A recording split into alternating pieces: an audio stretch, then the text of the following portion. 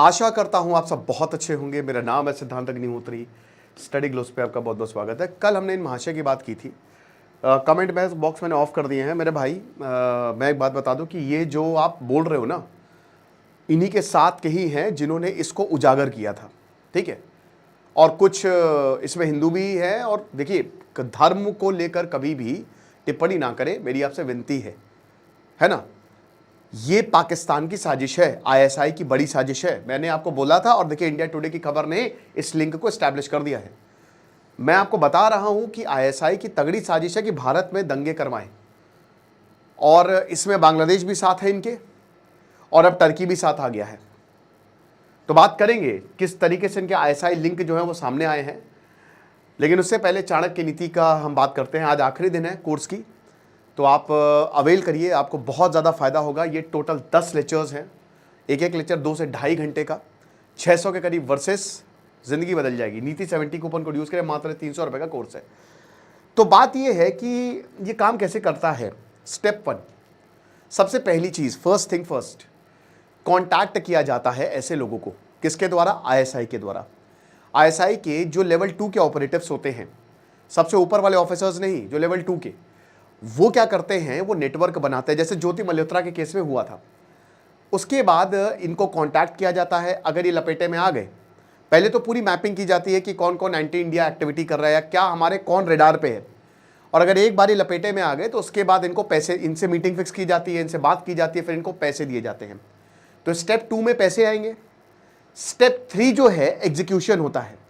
अब एग्जीक्यूशन के लिए बहुत सारे ये जो एजेंट एक तरीके से होते हैं, ये जो लोगों को हैं तैयार करते हैं, और उसके बाद वो फिर अपना काम करते हैं। अब इसमें बहुत सारे देश इन्वॉल्व हैं। जो भी भारत को डिस्टेबलाइज करना चाहेंगे वो इन्वॉल्व होते हैं, और ये बहुत समय से चलता चला आ रहा है। इंटेलिजेंस एजेंसी ये काम करती है, हर देश में करती हैं। RNAW भी कर रही है, CIA भी कर रही है। लेकिन ये अधर्मी ISI और बाकी ये जो चाइना है, ये सब क्या करते हैं, ये आतंकवाद का सपोर्ट करते हैं, ये बेगुनाहों को मरवाते हैं। It is as simple as that. Bangladesh में आप देख रहे हैं क्या हो रहा है, कोई औरत को उठा ले जा रहे हैं, मंदिरें तोड़े जा रहे हैं। ये एकदम ये साजिश है। टर्की जमात को पैसे दे रहा है, Turkey defence industrial corridor Bangladesh में बना रहा है, और लगभग हर एंटी इंडिया एक्टिविटी में पाकिस्तान और बांग्लादेश का हाथ है। ठीक है, ये है, बिल्कुल है। ओके, जो रिश्ते हमारे बहुत अच्छे थे वो खराब हो गए हैं।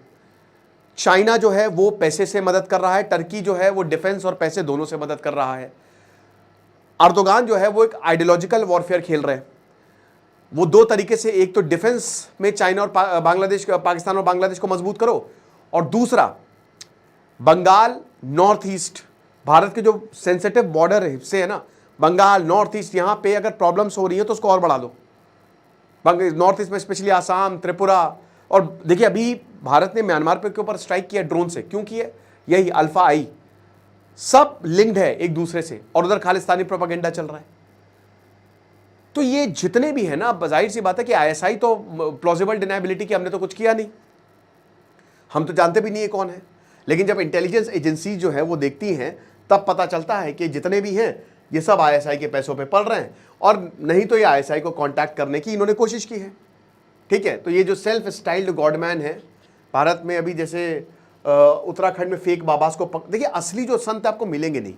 संत कौन बन रहा है यहाँ पे? या तो कोई क्रिमिनल है, उसने अपने क्राइम को छुपाने, उसने भेष धारण कर लिया है। ठीक है, ये भी हो रहा है, और ये हर धर्म में हो रहा है। या तो जो है जिसको पैसा कमाना है, ठीक है, या तो धर्म का प्रचार नफरत फैलाने के लिए भी हो रहा है। जो असली संत है वो तो आपको मिलेंगे ही नहीं। वो कहीं तपस्या कर रहे हैं, कहीं वो एकदम शांत है, वो दुनिया को कंट्रोल कर रहे हैं अपनी पावर से। तो आपकी जिम्मेदारी और आपकी खुशियां आपके हाथ में ही हैं। ये बहुत बड़ा एक बिजनेस चल रहा है, तो समझना है कि कौन असली है, कौन नकली है। जैसे मैं प्रेमानंद महाराज को सुनता हूं, उनकी बातें मुझे बहुत अच्छी लगती है। सदगुरु की मैंने किताब पढ़ी है, ओके। और ऐसे बहुत सारे, एक जो अभी एक शिया लीडर हैं, बहुत बड़े मुस्लिम हैं, वो धर्मगुरु हैं, मैं उनका नाम भूल गया, उनकी मैंने किताबें पढ़ी हैं। तो अगर आप ऐसे अपडेटेड रहेंगे, अच्छे लोगों को सुनेंगे, तो अच्छाई भरेगी। जहां पे कोई नफरत फैला रहा है, कोई कट्टरता है, तो समझ लीजिए रॉन्ग नंबर है, ये गड़बड़ है। और यहाँ पे ऐसे ही रॉन्ग नंबर को अब भारत सरकार जो है वो काफ़ी स्ट्रिक्ट है, राइट। यहाँ क्या हो रहा है कि ये नेपाल से, देखिए खतरा है, भारत नेपाल क्यों, नेपाल की बात इतनी आ रही है, ये खुद काठमांडू गए थे, ये आईएसआई से इन्होंने मिले हैं 110%, ठीक है ना। अब बेसिकली ये क्या कर रहे थे, ये इकोनॉमिक वीक हिंदू फैमिलीज या फिर SC ST या इन लोगों को पैसे देके 7-8 लाख रुपए 10 लाख रुपए कन्वर्ट करा रहे थे, या ये भी बोल रहे थे, मैंने कल बताया भी था कि जॉब दे देंगे सब कुछ। और इनफैक्ट ये भी सामने आया है कि ये तो डायरेक्ट लिंक आईएसआई से एस्टैब्लिश करने की कोशिश कर रहे थे, ये जो हिंदू औरतें हैं उनको इस्लाम में कन्वर्ट करके उनको शादी करवाई जाए आईएसआई एजेंट से, ठीक है, और उसके बाद उनको काम पे लगाया जाए। नेपाल से जब आप भारत आते हैं ना, क्योंकि नेपाल और भारत एकदम आप वही रोटी बेटी का साथ है, क्यों नेपाल बॉर्डर खाली नाम मात्र का बॉर्डर है। जैसे यूरोप में आप देखते हैं, आपको कोई आई कार्ड नहीं दिखाना, नथिंग, आप आराम से आ सकते हैं। भाई हमारे गोरखा रेजिमेंट है, बहुत सारे नेपाली हमारे भाई बहन यहाँ पे काम करते हैं। असल हिंदू मतलब हिंदू राष्ट्र है नेपाल, आपको पता ही है ये चीज़ है। तो सिक्योरिटी एजेंसी ने नीतू और नवीन, अब देखिए मैं बता रहा हूँ ना कि इसमें हिंदू मुस्लिम कुछ नहीं है मेरे भाई, क्या ज्योति मल्होत्रा मुस्लिम थी, समझिए इस बात को। जो नीतू और नवीन है, इनके जो क्लोज एसोसिएट हैं बाबा के, इनको अरेस्ट कर लिया गया। अब आपको बता दूं कि पिछले 3 महीने से फरार हैं, और ये एक पोटेंशियल नेशनल सिक्योरिटी डिजास्टर है। आप विश्वास करेंगे, ऑफिशियल्स कहते हैं कि नेशनल सिक्योरिटी डिजास्टर, यानी कि ये अगर और ये काम करता तो आपको जिले में हिंसा देखने को मिल सकती थी, दंगे अगर भड़कते तो ये सब हो सकता था। भाई दंगों में कौन आता है, ठीक है। कई बाहरी ताकतों का भी, जैसे अभी संभल वायलेंस में आईएसआई का हाथ, वो लिंक जो है इंटेलिजेंस एजेंसी से स्टैब्लिश किया।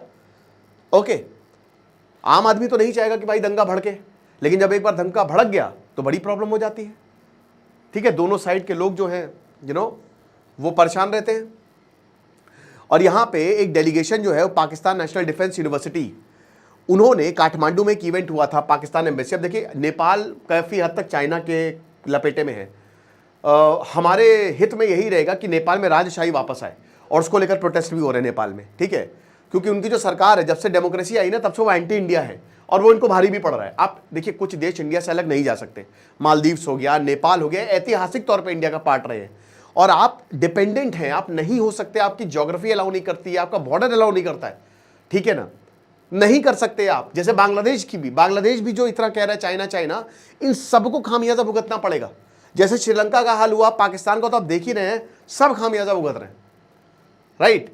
तो ये एक कार्यक्रम था, तो इसमें इन्होंने पार्टिसिपेट किया, आईएसआई के ऑफिशियल्स आए थे, और इसमें पाकिस्तान का डेलीगेशन आया था, और इनसे मिलने की पुरजोर कोशिश की कि सीधा इनसे कॉन्टैक्ट बनाया जाए, और हम इनको यही बताएंगे कि हम यहाँ पे भारत में काम करते हैं, कि रिलीजियस लीडर थे नेपाल में, उनके थ्रू जो है ये कॉन्टैक्ट बनाने की कोशिश की गई, बट सिक्योरिटी रिस्ट्रिक्शंस ये प्रीमाइस में इंटर नहीं कर पाए।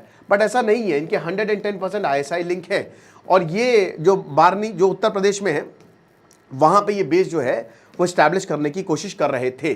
साथ ही साथ अब देखिए रोहिंग्यास जो हैं, है ना, भारत में बहुत सारे इलीगल बांग्लादेशी हैं, कुछ अच्छे हैं, कुछ अब प्रॉब्लम क्या होती है कि आप इनको आइडेंटिफाई नहीं कर सकते।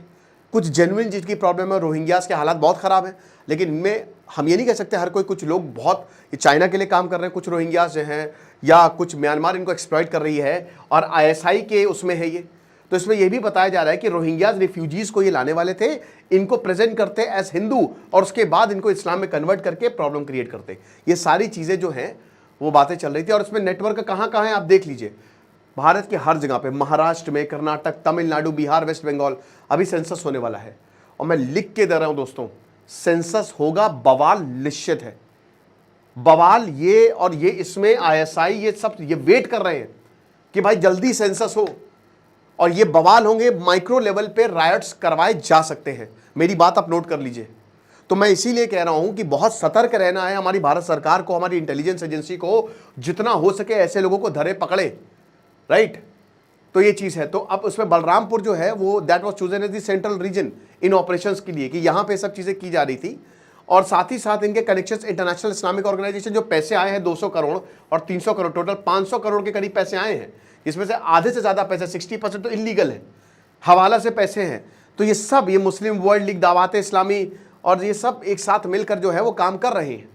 अब सबसे बड़ी बात, ये आखिरकार इनका भंडाफोड़ किया किसने?